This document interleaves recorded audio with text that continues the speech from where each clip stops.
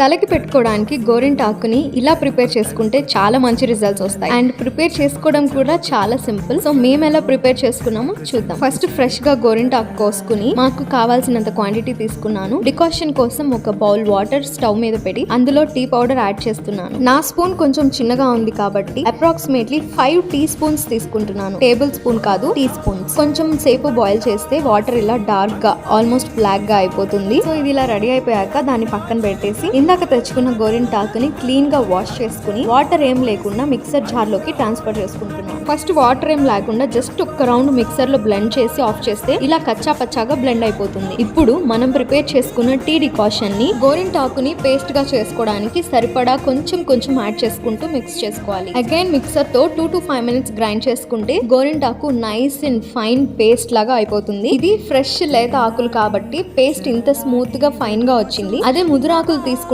ఇంత ఫైన్ గా రాకపోవచ్చు. నెక్స్ట్ ఇందులో half lemon and egg white add చేసి మిక్స్ చేసుకుంటున్నాను. మీ దగ్గర బీట్రూట్ ఉంటే కొంచెం బీట్రూట్ జ్యూస్ కూడా యాడ్ చేసుకోవచ్చు. కొంతమంది కర్డ్ కూడా యాడ్ చేస్తారు. బీట్రూట్ లేదు కాబట్టి వేయట్లేదు దాని జ్యూస్. అన్ని ఇంగ్రీడియంట్స్ బాగా కంబైన్ అయ్యేలా మిక్స్ చేసుకొని కొంచెం సేపు పక్కన పెట్టేసి రెస్ట్ ఇవ్వాలి. అరౌండ్ 15 to 30 minutes ఉంచితే మన గోరింటాకు మిక్స్చర్ రెడీ అయిపోతుంది. ఎప్పుడైనా సరే గోరింటాకుని మిక్స్ చేసిన వెంటనే పెట్టుకోకూడదు. కాసేపు పక్కన ఉంచి పెట్టుకోవాలి. అప్పుడే బాగా పండుతుంది. ఇంట్లో ఫ్రెష్ గోరింటాకుతో ఇలా ప్రిపేర్ చేసుకోవచ్చు. అండ్ మీకు ఈ మెథడ్ ఎలా అనిపించింది? మీరు గోరింటాకి ఇంకా ఏమైనా డిఫరెంట్ ఇంగ్రీడియంట్స్ యాడ్ చేస్తారా? చేస్తే మీ మెథడ్ ఏంటో కూడా కమెంట్స్ లో చెప్పండి. Okay guys, that's it for today. నేను చైతన్య. నెక్స్ట్ వీడియోలో కలుద్దాం.